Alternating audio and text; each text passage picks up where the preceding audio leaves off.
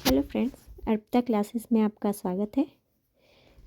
हम लोग पिछली वीडियो में देखे थे भक्ति काल के प्रमुख संप्रदाय कौन कौन से हैं, और आज हम लोग बात करेंगे निर्गुण काव्य ज्ञानाश्रयी शाखा। और उससे पहले मैं बता दूं कि अगर आप लोग वीडियो देखते होंगे तो आप लोग समझ जाएंगे कि ये किस बुक की बात हो रही है। हाँ, ये बुक की बात हो रही है हिंदी साहित्य का सरल इतिहास, जो कि डॉक्टर विश्वनाथ त्रिपाठी के हैं। इसकी बात हम लोग कर रहे हैं। आज 7वां वीडियो है और 6 वीडियो अगर आप लोग को देखनी है तो मेरे प्लेलिस्ट में जाके आप लोग देख सकते हैं। आइए वीडियो को शुरू करते हैं निर्गुण काव्य धारा के साथ। निर्गुण काव्य ज्ञानाश्रयी शाखा। इसके बाद देखिए इतने पेज हैं आपके। हाँ, यहाँ से हम लोग देखेंगे निर्गुण काव्य ज्ञानाश्रयी शाखा। भक्ति साहित्य की 2 धाराओं निर्गुण काव्य और सगुण काव्य का उल्लेख किया गया है। इन दोनों धाराओं की 2 उपधाराएं हैं। निर्गुण काव्य की इन उपधाराओं को ज्ञानाश्रयी शाखा और प्रेमाश्रयी शाखा कहा जाता है। प्रेमाश्रयी काव्य ही हिंदी का सूफी काव्य है। सगुण धारा की 2 उपधाराएं हैं, राम भक्ति शाखा और कृष्ण भक्ति शाखा। कबीर आदि निर्गुण संतों के साहित्य को ज्ञानाश्रयी कहने का कारण यह प्रतीत होता है कि इन संतों ने ज्ञान पर सूफियों की अपेक्षा अधिक बल दिया।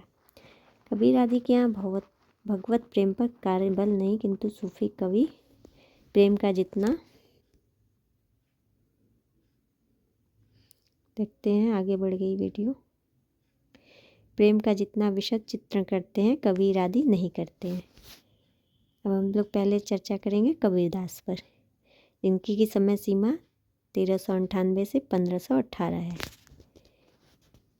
कबीर का जन्म 1398 में माना जाता है। इनके जन्म और माता पिता को लेकर बहुत विवाद है, लेकिन यह स्पष्ट है कि कबीर जुलाहा थे, क्योंकि उन्होंने अपने को कविता में अनेक बार जुलाहा कहा है। कहा जाता है कि वे विधवा ब्राह्मणी के पुत्र थे, जिसे लोकवाद के भय से जन्मते ही काशी के लहरताला ताल के पास फेंक दिया गया था। अली या नीरू नामक जुलाहा बच्चे को अपने यहाँ उठा लाया। इस प्रकार कबीर ब्राह्मणी के पेट से पैदा हुए थे, लेकिन उनका पालन पोषण जुलाहे के यहाँ हुआ। बाद में वे जुलाहा ही प्रसिद्ध हुए। कबीर की मृत्यु के बारे में भी कहा जाता है कि हिंदू उनके शव को जलाना चाहते थे और मुसलमान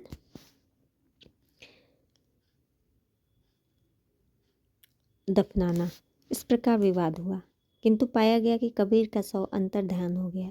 वहाँ कुछ फूल पड़े मिले। उनमें से कुछ फूलों को हिंदुओं ने अग्नि के हवाले किया, कुछ फूलों को मुसलमानों ने जमीन में दफना दिया। कबीर की मृत्यु मगहर जिला बस्ती में 1518 में हुई। कबीर का अपना पंथ या संप्रदाय क्या था, इसके बारे में कुछ भी नहीं कहा जा सकता। वे रामानंद के शिष्य के रूप में विख्यात है, किंतु उनके राम रामानंद के राम नहीं है।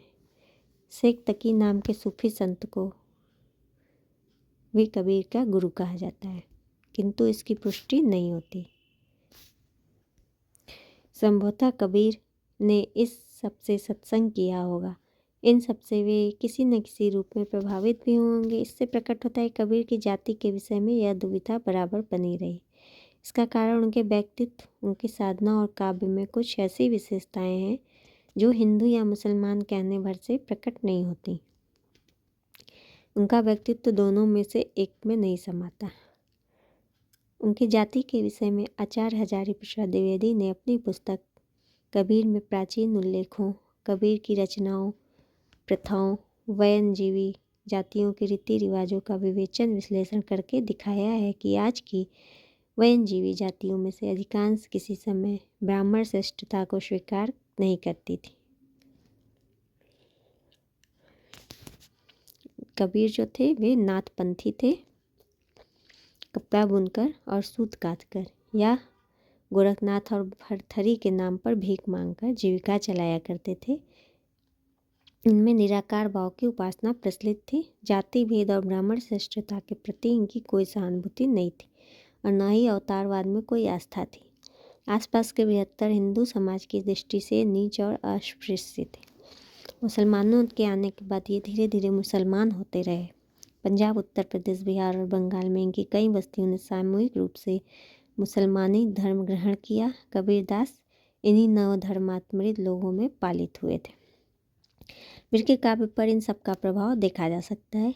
उनमें वेदांत का अद्वैत, नाथपंथियों की अंतर साधनात्मक रहस्य भावना, हठ योग, कुंडलिनी योग, सहज साधना, इस्लाम का एक ईश्वरवाद सब मिलता है। अंतर साधनात्मक पारिभाषिक शब्दावली का प्रयोग इन्होंने खूब किया, साथ ही अहिंसा की भावना और वैष्णव प्रतिवाद भी। कबीर की वाणी का संग्रह बीजक है। इसके 3 भाग हैं, रमैनी, शबद, साखी। रमैनी और शबद में गे पद है, साखी दोहों में। रमैनी और शबद ब्रज भाषा में। वे तत्कालिक मध्य देश की काव्य भाषा थी। साखियों में पूर्वी का प्रयोग अधिक होता है, जिसे स्थानीय या क्षेत्रीय प्रभाव मानना चाहिए। कबीर साहसपूर्वक जन बोली के शब्दों का प्रयोग अपनी कविता में करते हैं। बोली के ठेठ शब्दों के प्रयोग के कारण ही कबीर को वाणी का डिटेक्टर कहा जाता है। उनकी अनंत तेजस्विता उनकी भाषा शैली में भी प्रकट होती है। वे काजी पंडित मुल्ला को संबोधित करते हुए प्राय तन जाते हैं। पांडे कौन कुमती तो ही लागी, कसरे मुल्ला बाग ने वाजा। किंतु समान जन को या हरिजन को संबोधित करते हुए भाई या साधो जैसे शब्द का प्रयोग करते हैं। कबीर तथा अन्य निर्गुण संतों की उलटबासियाँ प्रसिद्ध हैं। उलटबासियों का पूर्व रूप हमें सिद्धों की संध्या भाषा में मिलता है। उलटबासियाँ अंतःसंधानात्मक अनुभूतियों को असामान्य प्रतीकों में प्रकट करती हैं। वे वर्णाश्रम व्यवस्था को मानने वाले संस्कारों को धक्का देती हैं। प्रतीकों का अर्थ खुलने पर ही उलटबासियाँ समझ में आती हैं। कबीर ने भक्ति पूर्व धार्मिक साधनाओं को आत्मसात अवश्य किया था, किंतु वे इन साधनाओं को भक्ति की भूमिका या तैयारी मात्र मानते थे। जीवन की सार्थकता वे भक्ति या भगवत विश्वकृति में ही मानते थे। यद्यपि उनके राम निराकार हैं, तथापि वे मानवीय भावनाओं के अवलंबन हैं। इसलिए कबीर ने निराकार निर्गुण राम को अनेक प्रकार के मानवीय संबंधों में याद किया। वे भरतार हैं, कबीर बहुरिया हैं। वे कबीर की माँ हैं। हरि जननी में बालक तोरा, वे पिता भी हैं जिनके साथ कबीर बाजार जाने की जिद करते हैं। कबीर भक्ति की साधनाओं को व्यर्थ और अनर्थक मानते हैं। इसी प्रेम एवं भक्ति के बल पर वे अपने युग के सारे मिथ्याचार, कर्मकांड, अमानवीयता, हिंसा पर पीड़ा को चुनौती देते हैं। उनके काव्य, उनके व्यक्तित्व और उनकी साधना में जो अक्खड़पन, निर्भीकता और टोटकूपन है, वह भी इसी भक्ति का कारण है। कबीर अपने अनुभव पर विवेचन और बुद्धि को निर्णायक मानते हैं, शास्त्र को नहीं। इस दृष्टि से वे यथार्थ बोध के रचनाकार हैं। उनके यहाँ जो व्यंग की तीव्रता और धार है, वह भी कथनी करनी के अंतर को देख पाने की क्षमता के कारण है। अपने देखने या अनुभव को न सो झुठलाने के कारण वे परंपरा द्वारा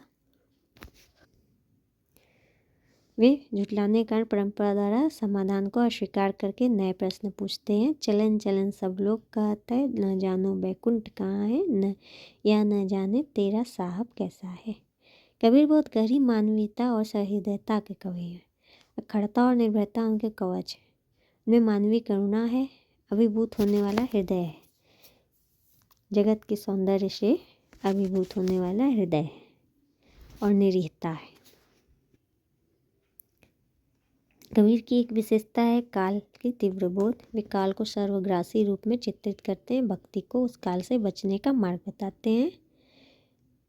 कबीर आधुनिक भावबोध के बहुत निकट लगते हैं, किंतु कबीर में अंतर साधनात्मक रहस्यता की भावना भी है और राम में अनंत भक्ति तो उनकी मूल भाव भूमि ही है।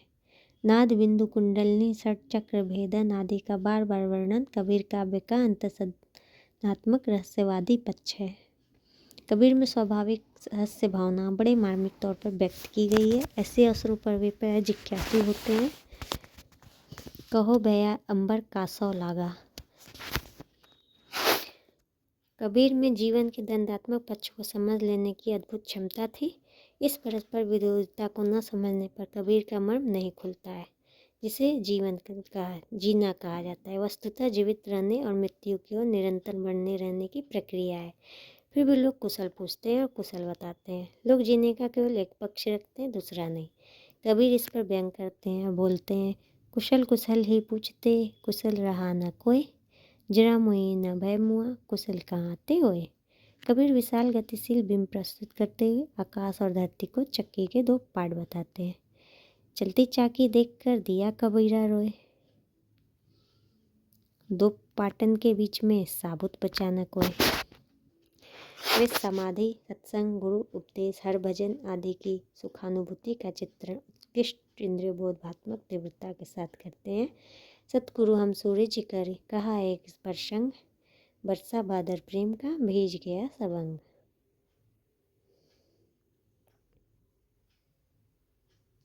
कबीर सादृश्य विधान प्राय अवर्ण जातियों के व्यवसाय के आधार पर खड़ा करते हैं। जुलाहा, माली, कुम्हार, लोहार, ब्यात, कलवर आदि के व्यवसायों का उपयोग प्राय अलंकार योजना में करते हैं। यह प्राय सभी कवियों में पाया जाता है। इसके आगे है रैदास जी का, जिसको कि हम लोग नेक्स्ट वीडियो में देखेंगे। आज कबीर जी को मैंने कंप्लीट कर दिया है। कल मिलेंगे रैदास जी के साथ। वीडियो को लाइक और सब्सक्राइब ज़रूर कर दीजिएगा, जिससे कि आपको नए नए अपडेट मिलते रहें। और इस बुक को आप लोग अच्छे से 1-2 बार ज़रूर पढ़िए। जिसको भी सक्सेस होना हो उसके लिए ये बुक बहुत ही अच्छी है।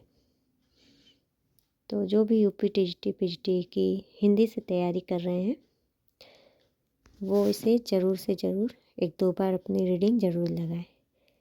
मिलते हैं नेक्स्ट वीडियो में, तब तक के लिए धन्यवाद।